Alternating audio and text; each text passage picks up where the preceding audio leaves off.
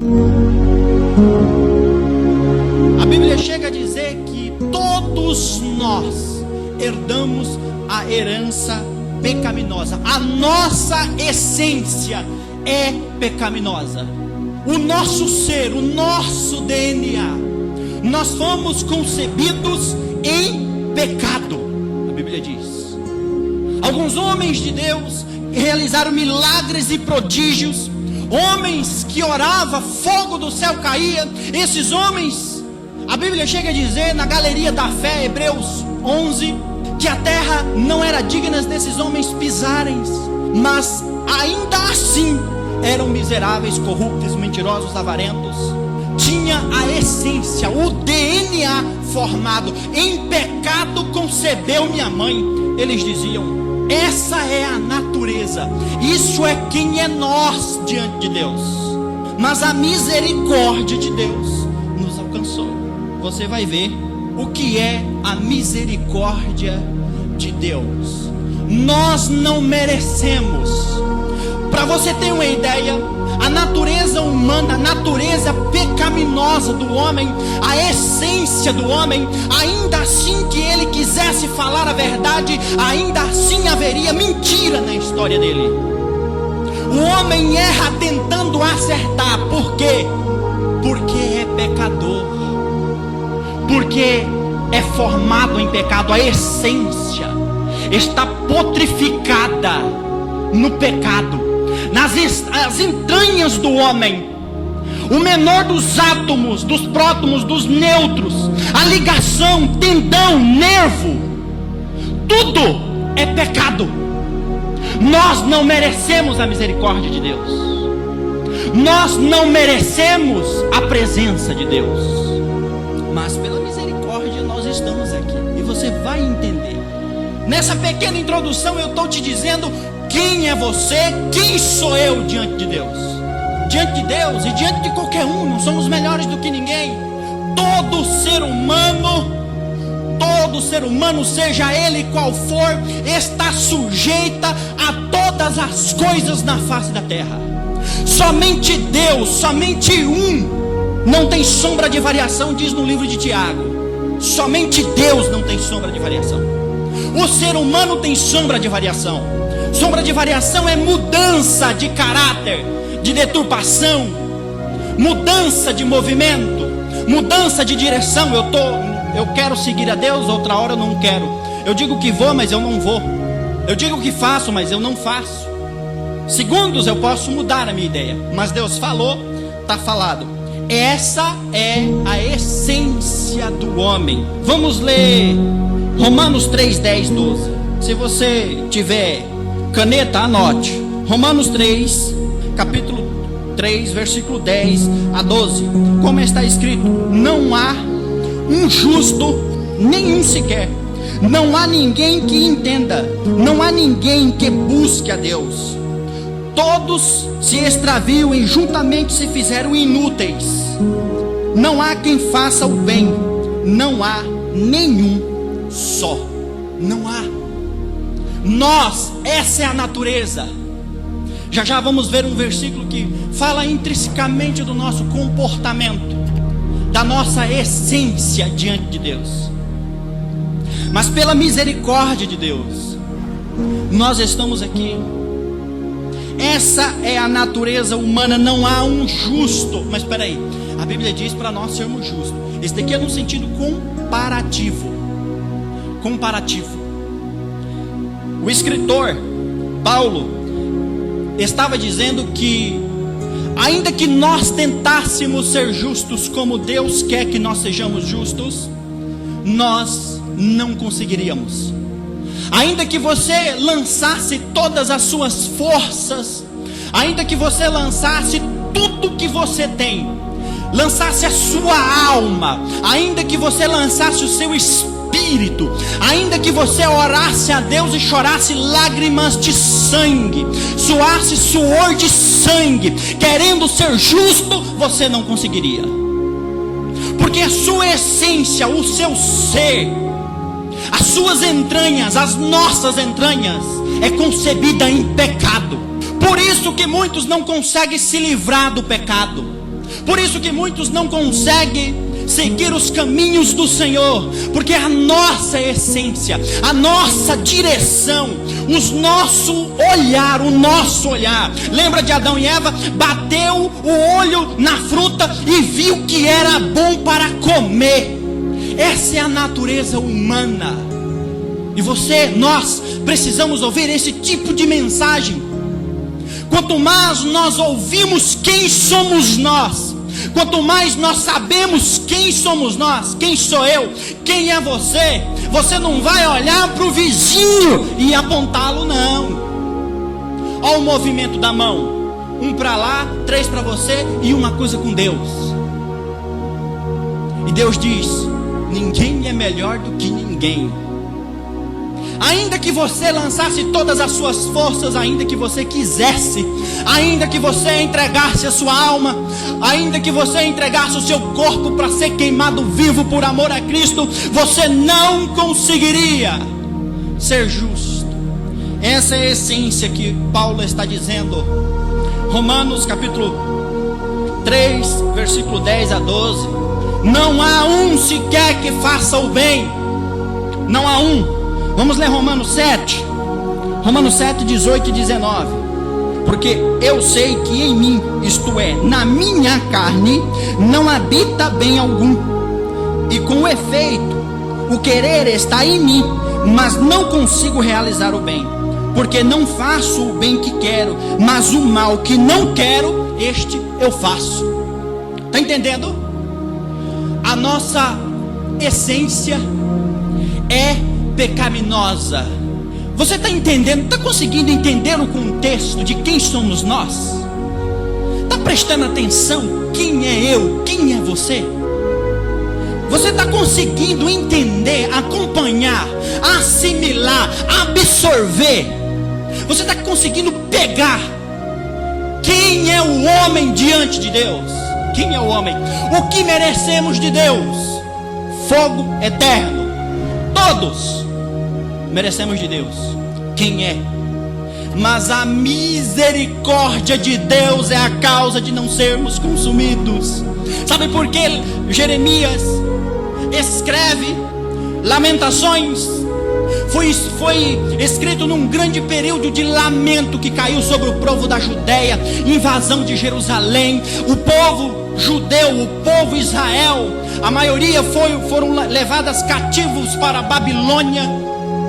Daniel estava no meio, Sadraque, Mesaque e Abednego foram levados.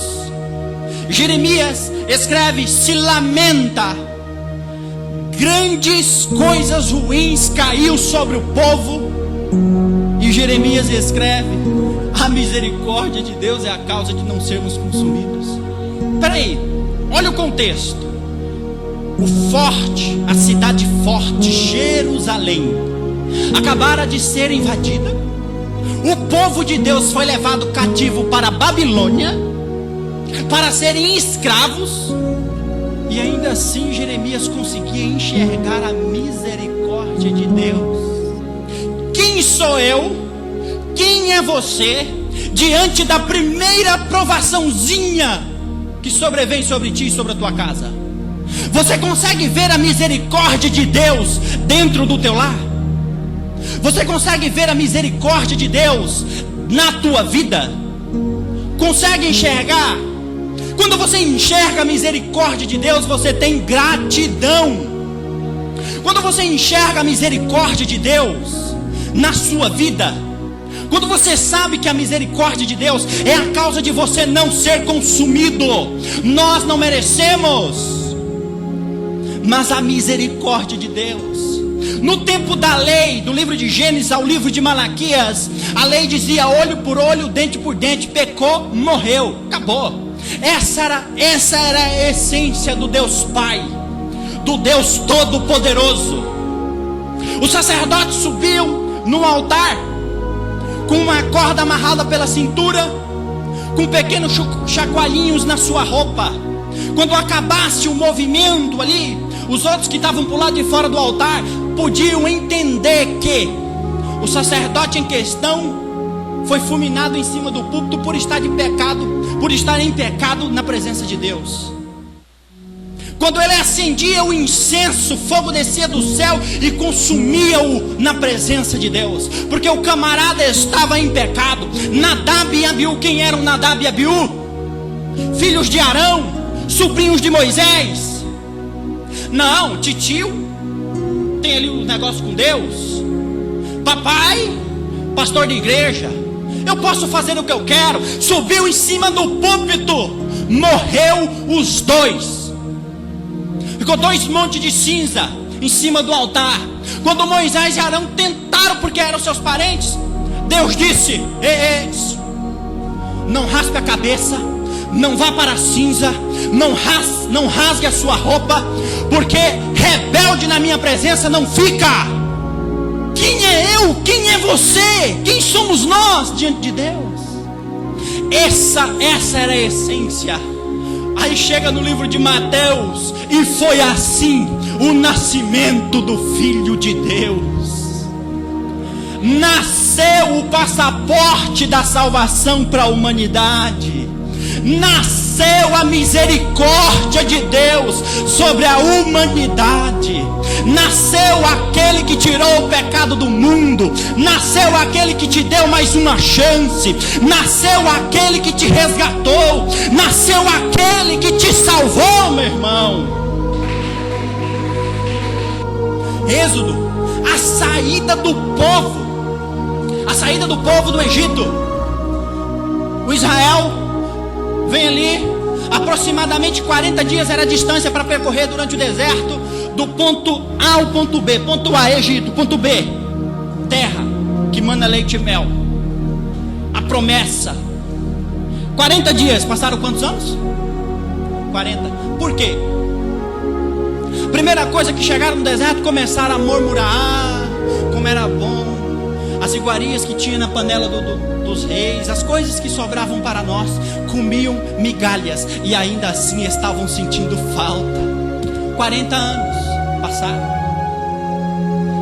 Olha só, o povo teve ingratidão a Deus.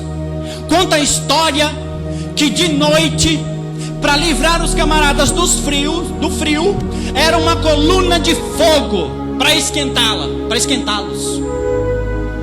De dia, sol a 40, 50 graus Celsius, era uma nuvem para resfriar os camaradas. De manhã, meio-dia e à noite, maná que descia do céu. E a ordem de Deus era: coma tudo, não deixe nada para amanhã. As roupas cresciam, os calçados não se gastavam, tudo era alimentado, o povo era alimentado de manhã e de tarde e de noite. E a ordem de Deus era: coma tudo, não guarda, não se preocupe com amanhã. O que Deus estava dizendo para o seu povo era: quem cuida de vocês sou eu. Não se preocupa com amanhã, quem cuida de vocês sou eu. Ah não, meu irmão, quem cuida de vocês é Deus. Quem cuida de nós, eu já falei um pouquinho aqui do tempo da lei, do livro de Mateus, Marcos, Lucas e João, que é os evangelhos de Jesus, segundo escreveu cada um especificamente seus autores, até o livro de Apocalipse. Graça, nova aliança. Nasce a graça e nasce a misericórdia de Deus. Vamos ver um pouquinho mais da nossa essência. Isaías 64:6. Mas todos nós somos como o imundo, e toda a nossa justiça como trapo de imundícias. E todos nós caímos como as folhas, murchamos ou caímos como as folhas, e nas nossas culpas nos levam como os ventos, ou como os ventos nos arrebatam. Olha isso aqui, a justiça humana. Você sabe por quê? Você sabe por que a justiça humana? Você olha lá no Palácio do Planalto, você passa em frente a algum prédio da justiça, tem uma mulher ou com uma balança ou com uma espada sentada ou em pé, com uma venda nos olhos. Nunca se perguntou por que a mulher da justiça humana ela é com a venda dos olhos? Porque a justiça humana, ela é cega, ela tarda, ela falha. Mas a justiça de Deus não tarda, não falha, não é cega, enxerga tudo. A Bíblia diz que como em patentes, todas as coisas estão nuas diante de Deus.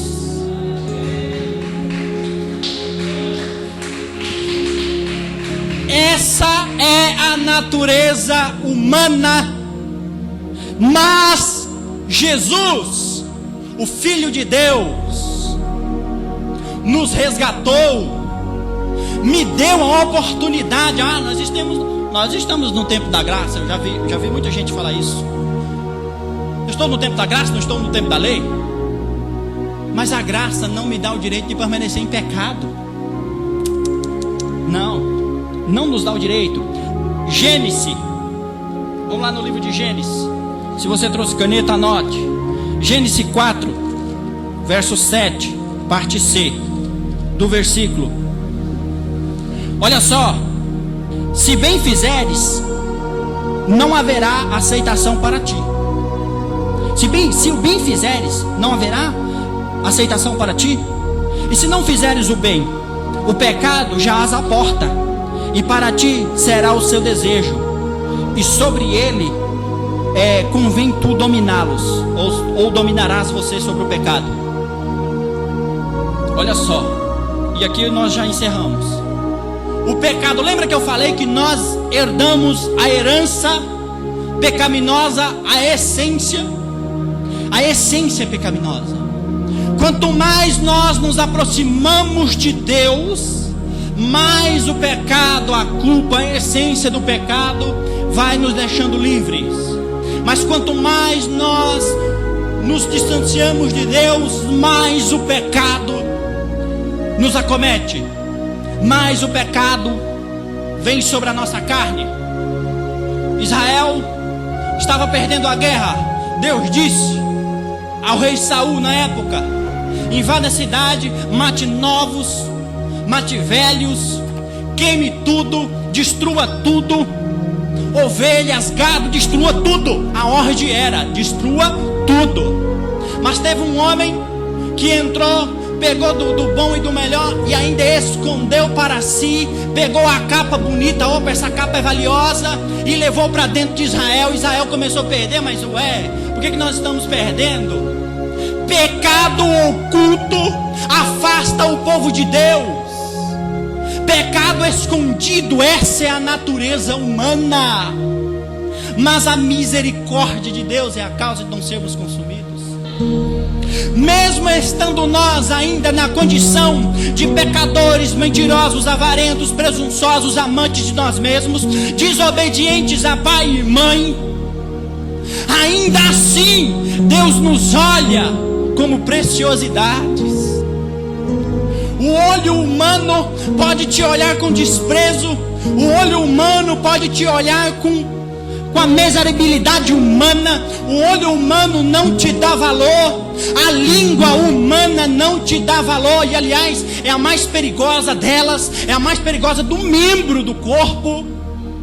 A língua humana te defama, a língua humana te fala mal, mas Jesus te olha como pedra preciosa. Você é valioso diante de Deus. Nós não somos nada, mas ainda assim somos tudo diante de Deus. Somos pedras, somos valiosos, somos tesouros diante de Deus.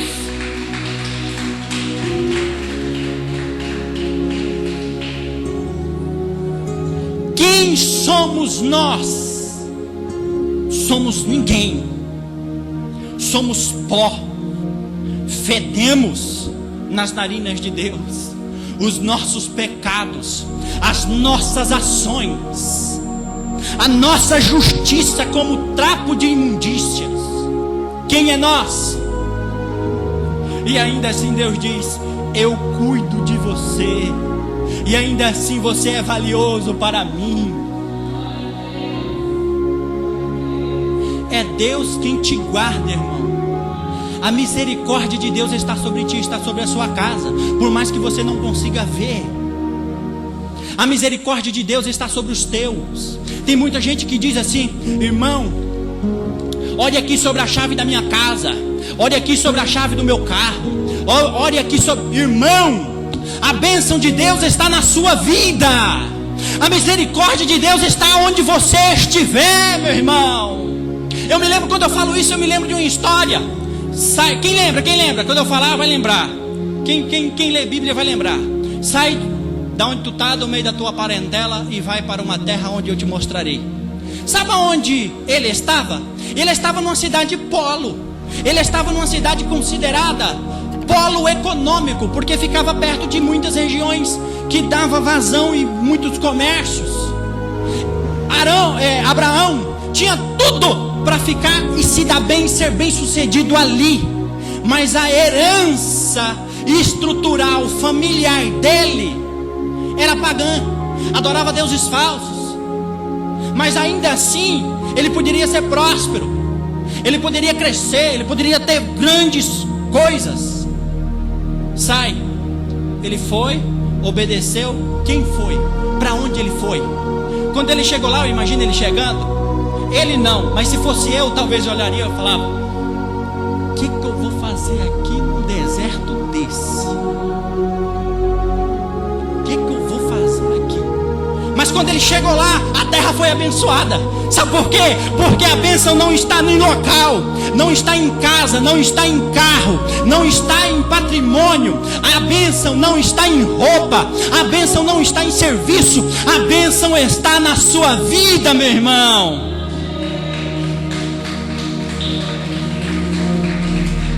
A bênção de Deus está na sua vida.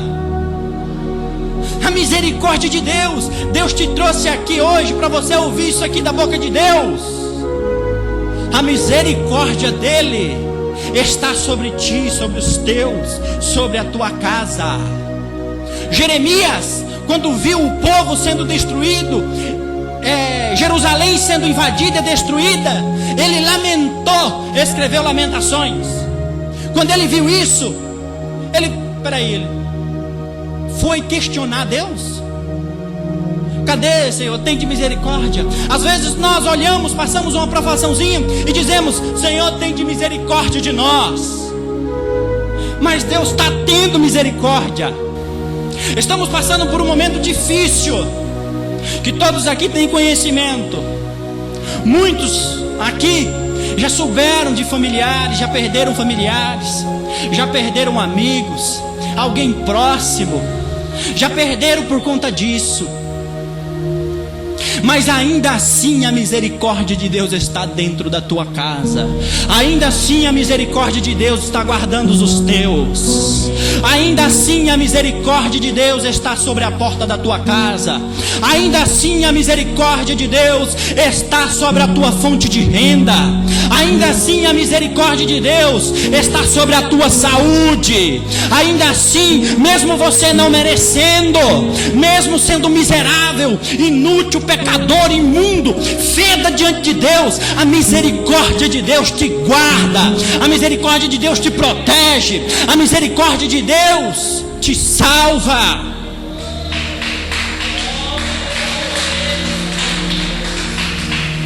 A misericórdia de Deus te salva, meu irmão, te salva. Na introdução eu falei: nós não merecemos nada de Deus. Nós não merecemos nada de Deus. Eu fiz algumas perguntas para questionamentos. Quem somos nós? Quem é você? Quem sou eu diante de Deus? A nossa essência é pecaminosa. Nós somos pó, vil, pecadores diante de Deus, e merecemos o inferno. Mas a graça, favor imerecido. Eu não mereço estar aqui pregando a palavra de Deus, mas a graça que me alcançou me faz merecedores. Vocês não merecem estar aí ouvindo a palavra de Deus, mas a graça de Deus te alcançou. Quem é essa graça? É Jesus o Nazareno, que está sobre os teus, que está sobre a tua casa. A graça de Deus te salvou. Eu gostaria de fazer uma pergunta. Tem alguém que quer sentir a misericórdia de Deus? Tem alguém que ainda quer voltar para debaixo das misericórdias de Deus? Tem alguém que ainda quer voltar para os caminhos do Senhor? Tem alguém que quer reconciliar, pedir perdão de alguma coisa? Tomou e fez algum ato que se arrependeu e quer mostrar isso em atos, em ações? Vem aqui no altar, vamos orar por você. Você que quer pedir perdão de alguma coisa, o coração de alguém bateu forte. Será que eu vou? Venha, você vai ser o primeiro. Deus te está dando a oportunidade. A humanidade estava indo direto para o inferno, para o abismo. Jesus nos comprou, nos lavou e nos lavou, nos deixando mais branco que a neve. Ele nos deu a oportunidade. É isso que a graça nos faz.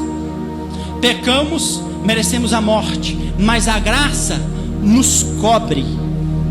Diz a Bíblia que Deus não pode olhar para pecado.